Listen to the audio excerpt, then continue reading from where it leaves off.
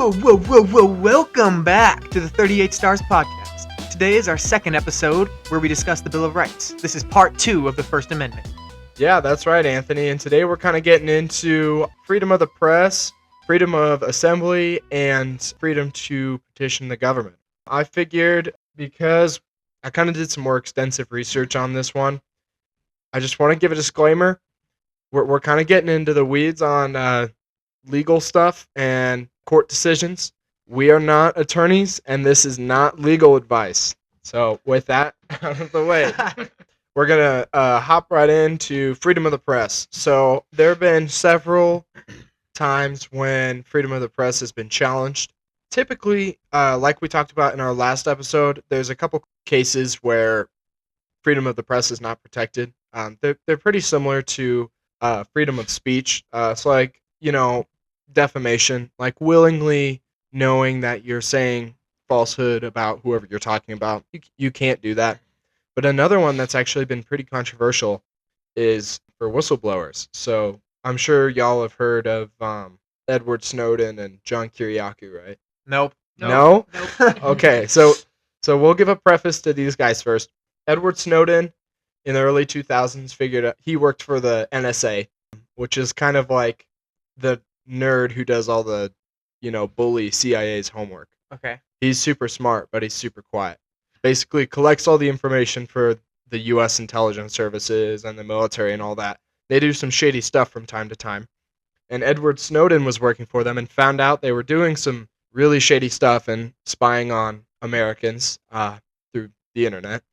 And he took all that information with him, boarded a plane to Hong Kong, and then uploaded it all.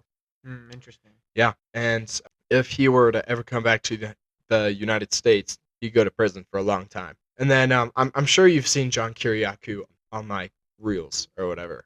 I mean, maybe. I don't. He's the guy from the CIA. Okay. Yes. Who's always got like the slowed down voice. No, yeah. He went to prison for exposing the CIA torture program in the early 2000s. Wow, okay. Yeah, because he expressed that, and he actually went on ABC News and gave an interview that said, hey, like the CIA is torturing people. They're torturing, terrorists, but still no one has. Hey, that's a different amendment. No one should be. Cruel and unusual punishment. Right, but you're still violating that though. Yeah. But he did go to prison for that for almost 2 years, I think. What do you guys think about leaking classified information that's kept secret in the name of national security, but that maybe is unethical, like in the cases of Edward Snowden and John Kiriakou? What's your guys' thoughts on that? That's a good one, for sure. I don't like it when information about an individual's personal information, like civilians' personal information, is getting out. But when you're talking about the government doing unethical things, I mean, I think that 100% should be protected by the First Amendment, because it's like, I think the people have a right to know what their government's doing, regardless of national security or whatever. I still think it's important that the people are aware of what the government's doing, especially if it's unethical and is affecting them. Yeah, I agree with Anthony on that even if it's like unethical or like people don't really like care about it, I think the government should still be able to know about it, because it could be really important, maybe. I feel like if this information that the people should know, if it's not like directly influencing them, then why should they know? Why should they know if it's not directly influencing them?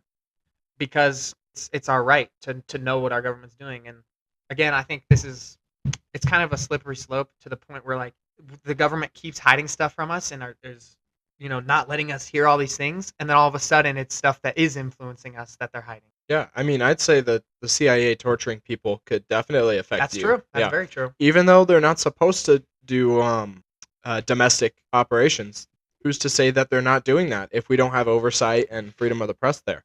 But kind of hitting on what you talked about, Anthony, in Colorado, there are some limitations on freedom of the press and freedom of speech further. In Colorado, it's a common law right to not have stuff about you that's private leaked publicly. Mm-hmm. So whatever personal secrets you may have that are not currently public, so like, for example, your social security number, you don't really want other people knowing that. Yeah. That law basically protects you from having that leaked to anybody else. So you can actually be prosecuted for that. Interesting. Yeah. Yeah, additionally, you are covered for invasion of privacy and intrusion in Colorado. And these kinds of laws exist in 46 of the 50 states and DC. So I mean, I definitely think that for that one, and kind of going back to what you're talking about with the leaking, the unethical things, is it's like, I totally think that there should be like there's national security things and personal things for civilians that 100% should not be in the press because it's personal. It's meant to be kept private. But in the case where it is going, I mean, even that like, is it the Eighth Amendment that's cruel and unusual punishment? Yes, I think. Okay, Yeah. when you have something that's going against even like that's literally unconstitutional, that should definitely be told to the people. Yeah. And even something illegal or anything like that, 100% should be common knowledge and be able to known by everybody. Yeah. And I think that's kind of what pardons do, or are meant to be, as kind of a check on the power of the government. I guess it's a check within Yeah. the executive branch of itself. It's not even a extra branch check. It's an intra branch check. So that's kind of interesting. The next thing I kind of wanted to hit on was Miami Herald Publishing Company versus Tornillo, and this was a case that decided the government, even when trying to enforce the fairness doctrine, cannot decide what is published.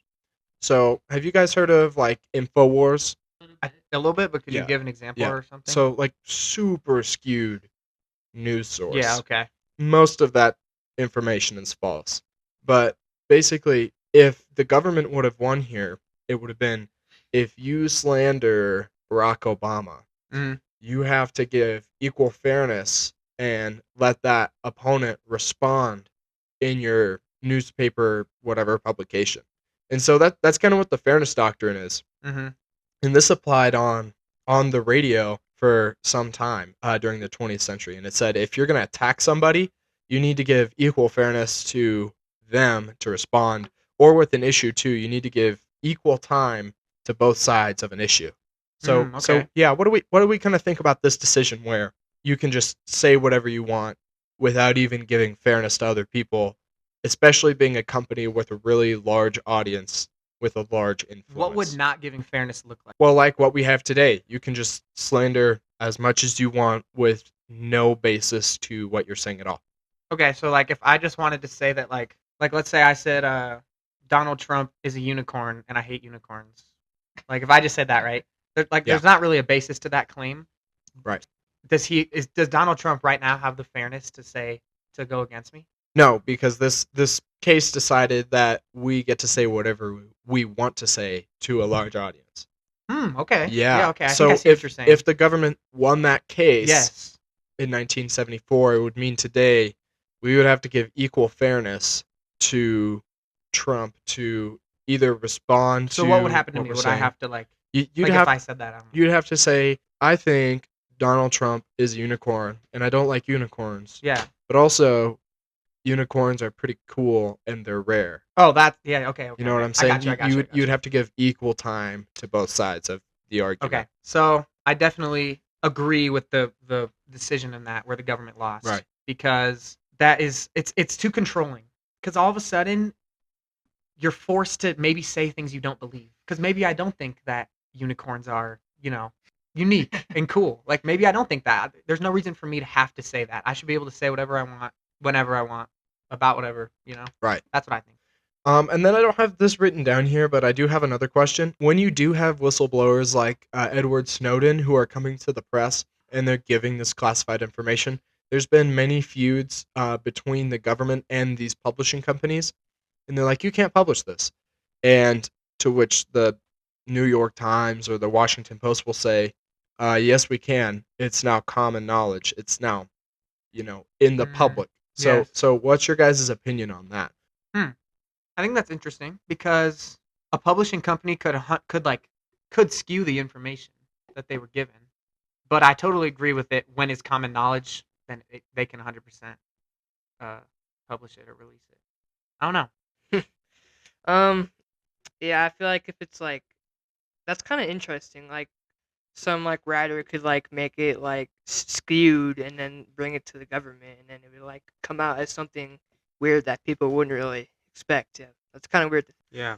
Yeah, I think especially when the information is common knowledge towards just everybody in America, it's posted on news channel. I think people can publish it. And I don't think the government should have the right to just not for them to publish it. Yeah.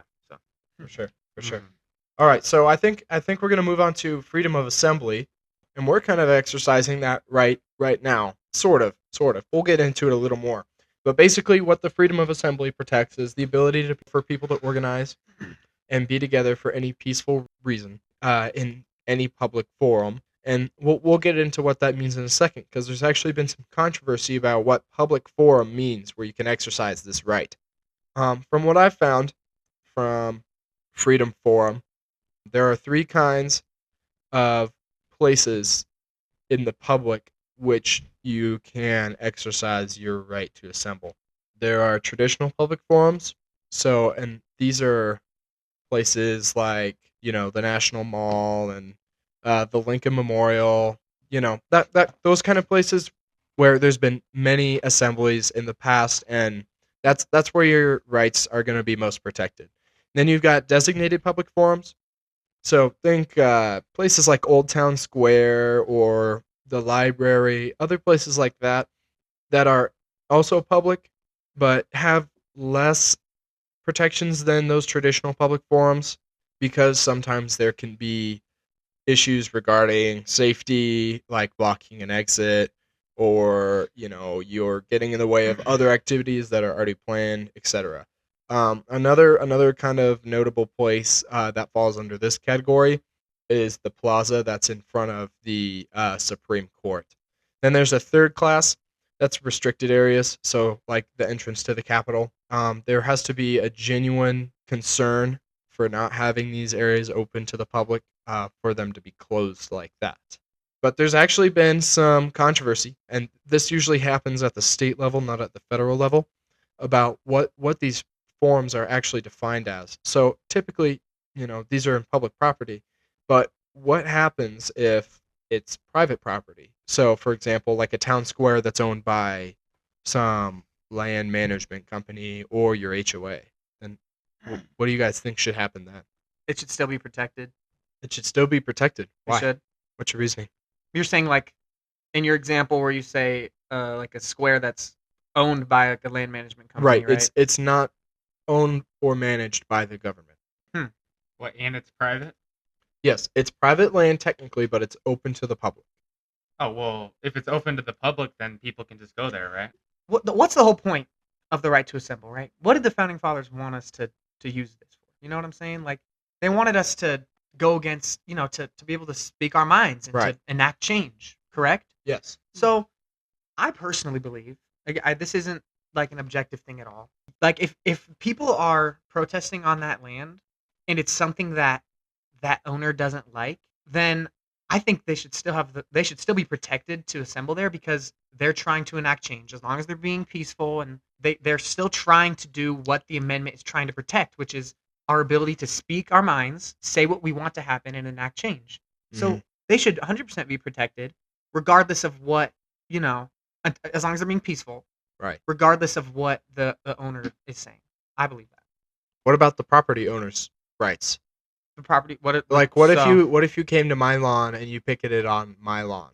What's the difference between that, which you could claim as a public space? I mean, it's on a street corner. Okay. And let's say Old Town Square. I don't think Old Town Square is publicly But managed. we're I going might to be say it wrong. is in this example. Yeah, we'll say it's not publicly managed for this example. It's not publicly managed, and it's What's the difference between a not publicly managed town square and my front lawn? the difference is that that square is owned by, again, this is kind of an assumption, but it's owned by a corporation or by a business or by owned by a powerful And group. an entity. Okay, An an entity. Yeah. Like an Enderman. My bad. Okay. Well, Keep that in. No, my bad. Okay, it's owned by an entity. Right.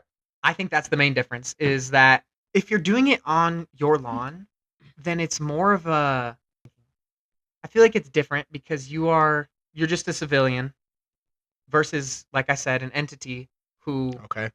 could be who has a larger influence. And my point is that right there, if that entity is doing something that is angering people, those people should 100% have the right to peacefully protest against them.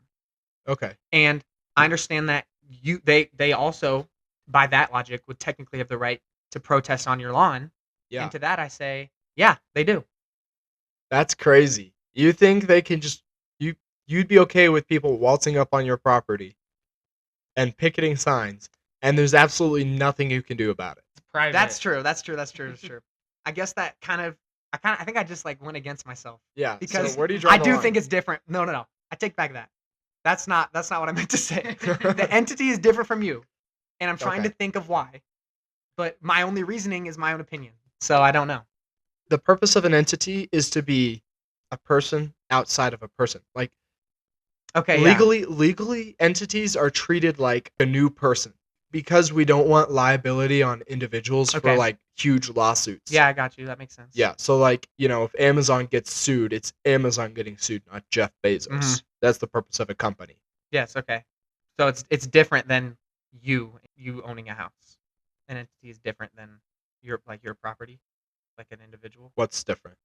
I mean, I don't know. Do you think that they should be able to get like a private owner should be able to kick them? I don't know. I feel like if the place is built in such a way to promote gathering and congregation and movement of people, then I feel like you should have the right to do that. But if it's like, if that space is not built to move, congregate, or gather people, then the entity should have the right to remove you or trespass you. So like you think it's not a square in this instant. Let's say it's like a big building, like a corporation that did something. Sure. And there's people outside of their building Yeah. protesting it. They should be able to get rid of them. Well, a sidewalk is a public forum Yeah. legally, Okay. so they can't. Okay, that makes sense. Yeah. If they're blocking, But if they're, like, blocking the inside- door, the Okay. door, then they can remove them. Okay, yeah, I Notice agree with that's that. then. not a peaceful assembly anymore. Then So if it's like you said, promoting people coming together, yes. in a public forum. I guess my point is that an entity, I keep saying that, but it operates differently than you and your home and your property. Right, And the fact that yeah. it has influence, it can do other things, and so people should be able to congregate against that. And I think on think its it's own different. property. Yes, but I think I completely agree with you where if it's an area that promotes gathering and like Then it should be allowed. it should be allowed. Okay, It should yeah. be protected by the Yeah, by the First Amendment. Yeah, I kind of like Rather that. than, but like you said, like we were talking about with the big corporation building, if people are like storming inside the building, Right. they're not hurting anyone, but they're storming inside the building or they're blocking the entrance, Yeah, then I think they should be able to remove them then. yeah, gotcha. So it should be protected but limited. Yeah, Kind and of- kind it's of the how same we with were- everything. There's gray Yeah. area for everything. Right. It's not going to be black and white. Right. Kind of how we were talking about speech with corporations yesterday. It's protected but limited. Exactly. You That's know, what I believe. I really like that. Yeah.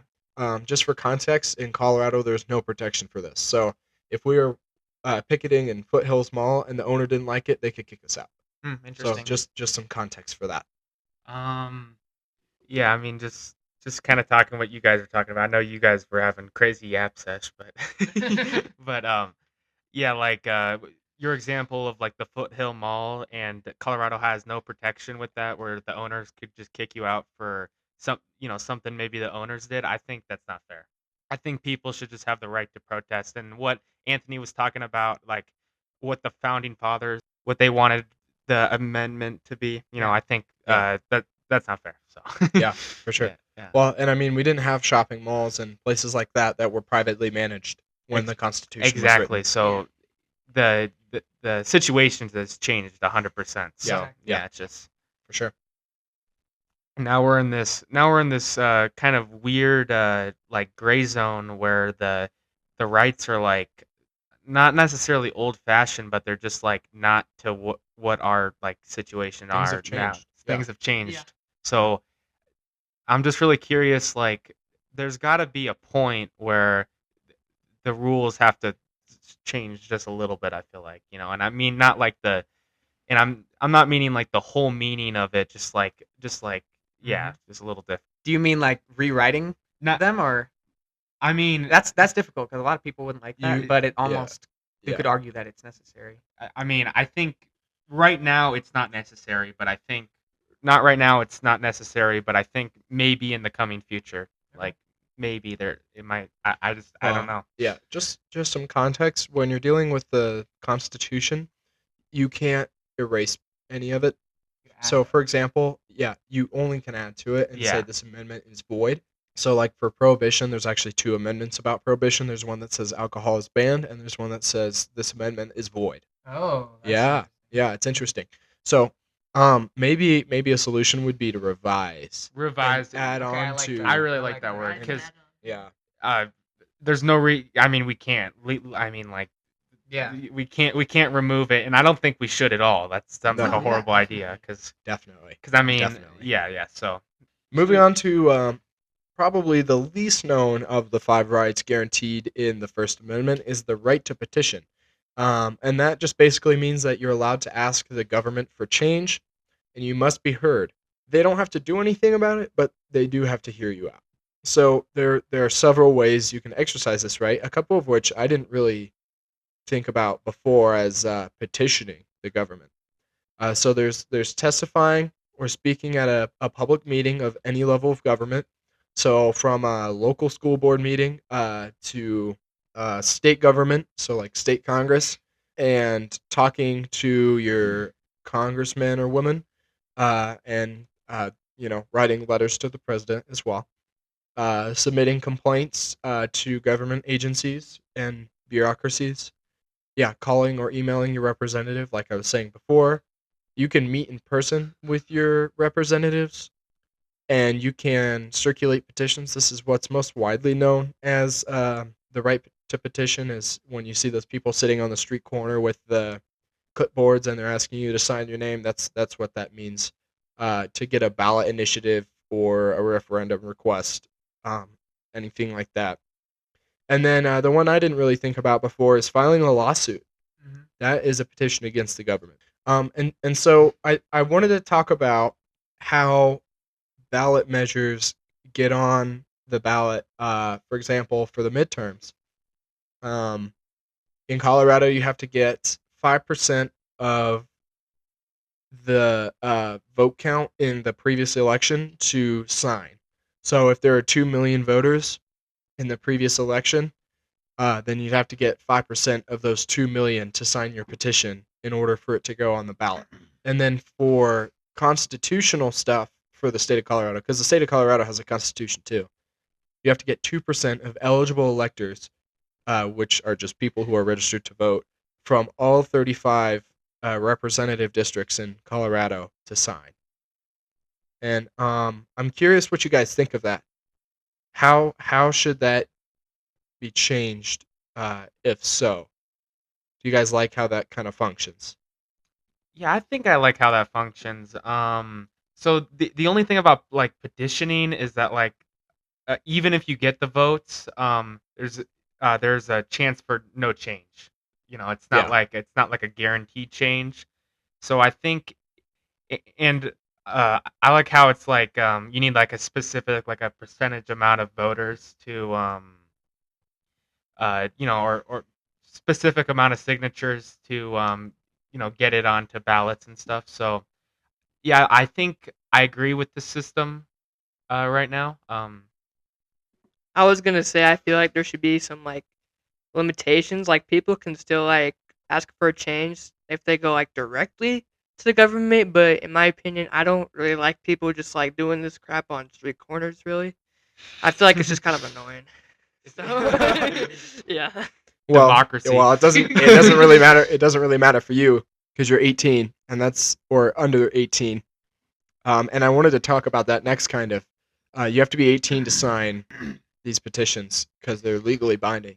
Do you guys think there should be an exception for entering into contracts for minors for petitions that could potentially change legislature? I think it'd be pretty interesting if they had their own like youth legislative. I feel like that would be pretty interesting. That it does affect it. It's just like have the adults separated and like the under 18 separated. It's like it's almost acts as like the same. You're petitioning to the same thing, but it's like a different like it's like a different like percentage of it, I guess. Like Okay, so different criteria. yes. Interesting. Okay. I don't see. I don't. I mean, that's just kind of what I was thinking, top of my head. But I think, Gotcha. yeah, just have some youth. But see, I mean, I mean, there's also like because I mean, shouldn't it be 25? Because that's when the brain's fully developed to make like accurate decisions. Like true. there's That's true. see, like Yeah. I'm just talking about stuff like that because I know adults are a little Well- all like, if you're not 25, if you're under 25, your brain isn't fully developed, so you shouldn't make these Yeah. crazy changes. So it's just kind of For sure. I don't know. The voting age is 18 because you have to sign up for the draft at 18. And people were upset during the Vietnam War because they were getting drafted and they had no say in whether they were getting drafted. And so they lowered the voting age from 21 to 18. See, that makes sense, but I mean that's a military change, and I think now it's I mean I still fully agree with that. Yeah, if you can enlist in the military, you should have a say in in drafts especially. Yeah. So. Definitely. And, it still affects us today. I mean, all of us are going to have to sign up for the selective service when we turn 18. You know, that's still a thing. Another thing I wanted to talk about with petitioning, because voting kind of ties into petition a little bit, is do you guys think the voting age is right? Do you think it should be higher, lower, or should we keep it the same? So it was higher before the Vietnam War. This is correct, and then they changed it because yes, I think soldiers should have the right to vote. Yeah, just the whole Vietnam situation, I guess. I would just agree with kind of what Tobin is saying, like with the soldiers like at 18 being drafted for the war, they should also have like the opportunity to vote as well. So I just think that everything should kind of stay the same there because that seems fair. As soon as you have a job, you have to pay taxes. So I think that Ooh. any taxpayer should be able to vote. I'm 16. I have a job. Well, then with that logic, you could say a 5-year-old who buys a lollipop should be able to vote. But they don't. They pay sales tax. They pay sales tax. That's paying tax. Okay. You're talking about income But, tax. I mean, yes, that's what I mean. Hmm. I feel, and I'm not saying that this is what I agree with. I'm just saying, is that taxation without representation? Sales tax is more than income tax okay, in but Colorado. I think it is. I think sales tax is like. Or actually, I don't know what it is. Let's look it up real quick. High is 11.2, and income tax is 4.4%. Okay, so income tax is actually is usually less than sales tax. So also, you can say it's less percentage, but of a larger amount of money, like a much larger amount of money. Okay, fair enough. On your Yeah. income versus if you're going to use that lollipop example, like that's way less money total. I mean, again, I'm not saying I totally agree, but I'm just saying, am I being taxed Interesting. for something I can't say anything about? I can't change. Yeah, that's true. Very I mean, interesting. I don't know. Yeah. I'm That's not going kinda to say weird. that I want to vote, even though I do want to vote. But Right. like, I don't know. Is that constitutional? Yeah, it's not very fair. I mean, that's kind of how we got started. Was taxation without representation. So what's the youngest age you can work? Does it depend on where you are? Or? It depends on where you are. In Colorado, it's 14, Which is interesting with pretty because- severe restrictions. That's difficult because I'm sure many people would not be happy with a 14-year-old voting No, not at at all. all. No. But is that the right thing to do? Well, I mean, sorry, go. no, you go. Well, I 'cause think maybe a good compromise, because income tax comes from a lot of places. I mean, your municipality can do it too. Sales tax the same way. There's taxes from every jurisdiction going bottom up. So maybe we could have a younger age, like 16, vote in local elections, Mhm. and then 18-year-olds vote in presidential that. elections. I Yeah, like because that. voting for presidents like that can change the course of history. For sure. And that also, the mayor of Wellington, that's not going to change history. a president can start a war. You would want someone with Yeah. that's more developed to be able to vote for that. Yeah. But again, that comes back to the 25-year-old brain thing. Yeah, But like you said, the draft. military, Right. So yeah, I like that. I think 16-year-olds should be able to vote in a local election. Yeah. For sure. Yeah. Hey, maybe we could go to town hall. Maybe. And say, hey, baby. That'd be cool. We want to vote. We want to vote. Yeah. Okay, so one last thing I wanted to talk about was the Noah Penn Doctrine. And this basically says that antitrust is okay if you're petitioning the government. The First Amendment right to petition overrides antitrust laws, unless you're acting in the sole purpose of antitrust. So what do we kind of think of that? Oh, First of all, actually, what are antitrust laws? so like anti-competition stuff. Okay. Yeah. So gotcha. antitrust means anti-competition. So like if you're trying to develop a monopoly, Then they crush your yeah, competition. Yeah. And the First Amendment overrides that. Is what you're saying. Yes. That's what the Supreme Court says. Like I'm trying to what would be an example where like that would need to happen? So a case where this came up was truckers and the railroad companies. Basically, what was going on was the truckers were I'm pretty sure were petitioning to raise the limit of weight they could carry on highways. That would influence the viability of railroads for freight. It would kind of diminish the competition by use of government. You see what I'm saying? Okay. But they can still do that unless they're acting in a sham, is what they say. And a sham would be, we're only doing this petition to knock down our competition. In this case, they decided they were not acting only to, hurt their competition. They were just acting to, try and get more freight around. Okay. I think it's fair for the truckers in their company to be able to do that, because it just makes, like, if they're not able to do that, then it kind of just it makes the railroad companies kind of control the market a little bit more than the truckers, because they can just pull in more resources, so they're a bigger source of transportation for resources around the country. So, but we've seen what antitrust can do. It can really hurt the economy. Like if you look at the Gilded Age with Carnegie and J.P. Morgan and all those guys, that was not good.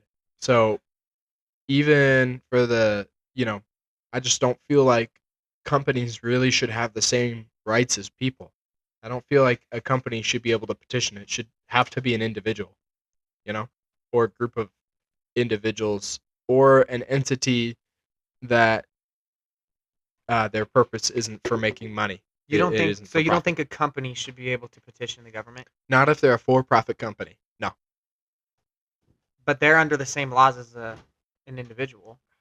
They're being controlled too. They should have a say in the government. You think Well, a the company is government- made up of individuals. Okay. So an individual But could do that. an entity is separate from an individual. Yes, You just said that. you're right. So, They're bound by different laws, though. but they're still laws controlled by the government. They should still be Okay. able to petition the government and say what they want. And I totally understand where you're coming from, because I agree. Like monopolies and antitrust can totally, like you said, destroy the economy. Mm-hmm. But at the same time,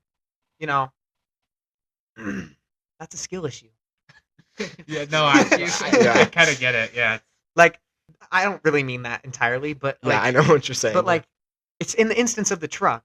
I mean, I think this goes for everything, but there's kind of a gray area there where were the trucks, did they end up becoming a monopoly? Yeah. I Well, agree. I agree with yeah, they won. they for sure, because Yeah. I mean, how trucking is like the way now yeah. in Right. our country It's the way. Yeah. for sure. So I'm not. But did that ruin our economy? No. But that promoted our economy. Right. Would you say? Yeah. That's just one Like case. I said, though. that's one case, but Yeah. there's gray area from case to case. So in Yeah, this no case is the instance, same. Yeah. and again, petitioning doesn't mean you are changing it. You're asking the government, right? That's so true. it's gray area, Yeah. so they can decide in this case, like, oh yeah, wait, being able to transport resources more is gonna boost our economy. Yeah. So for that instance, yeah, let's do it. Petitioning isn't like making the change happen. Like it's not Right. like any change is just gonna happen just because people want Right. it. You're asking the government. A bunch of people are gonna like decide based on logic Interesting. and how they think it's gonna influence the country. Yeah. So in that instance, yeah, the petition worked, and sure, Yeah. you can say it became a monopoly, but it it helped our economy. Yeah. Okay. That makes sense. Okay. So maybe there should be like some kind of, well, I guess that's what our elected officials are for. Exactly, They're yeah. for reviewing that kind of stuff, and that's what the executive branch is supposed to do. Mhm. They're supposed to review and enforce. Yeah, and so one last thing I kind of wanted to hit on is slaps and like anti-slap laws. So, Anthony, I wasn't very familiar with this one, so Okay.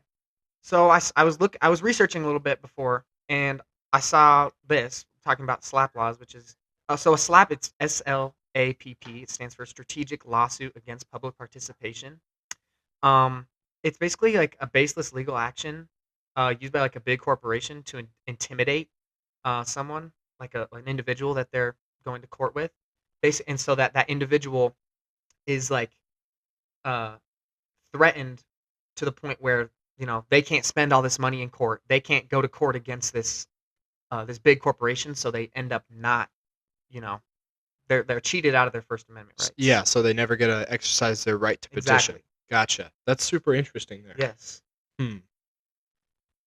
But what about, so yeah, that's kind of a conflict of interest there, Mhm. right? Yeah, because you have the right to petition from the government, Mhm. or excuse me, the corporation, and the right to petition from the individual.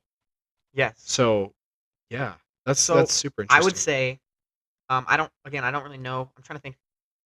Maybe there's a law that could be enacted, but maybe making it easier to petition, like making it not as expensive to go to court, which is I don't exactly. I'm not entirely sure how to do it, but that seems like the easiest solution. Public defenders usually, Yes. but those, I mean, still there's court fees.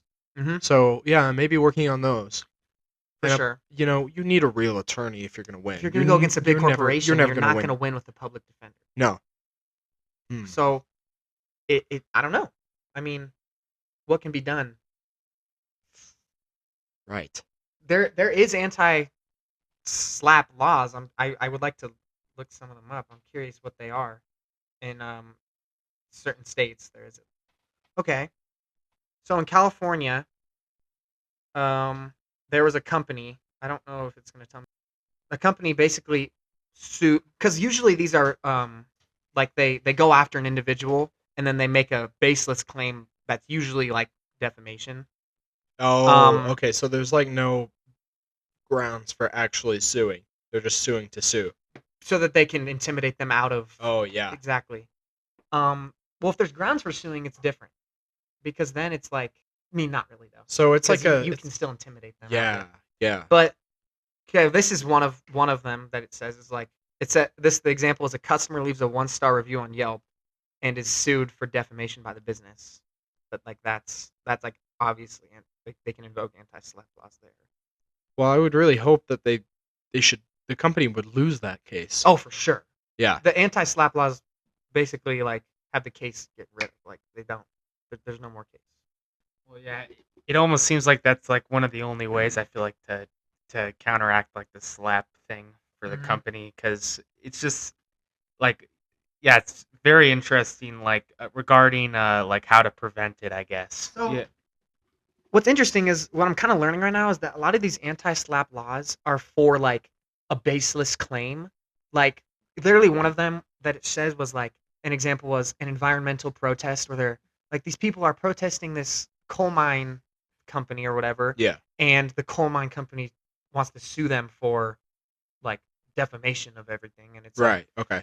like I get that. That's a baseless claim. That's a baseless claim. Yeah. But I guess what I'm kind of more interested in is if they want to go after someone based on like and they have a base, like Yeah. an actual claim, but then they are Also intimidating and Intimidating doing them. shady stuff. Exactly. Ooh. that's what I want. That's what I'm more interested in. Which Yeah. because I think 'Cause- the anti-slap laws like those protect the baseless things pretty well. Right. But I'm more interested in that. Like how can that be? Yeah, that's super Prevented. interesting. Yeah. Yeah, maybe we'll have to come back to that one in our next Yeah, maybe. episode. Yeah, we'll do some research on that for sure. And Okay, sweet. we'll go through those slap laws. So, Awesome. well, thank you for tune. Oh my God. 38 Stars is an independently produced podcast. If you enjoyed today's episode, please consider leaving a review and telling your friends. Thanks for listening.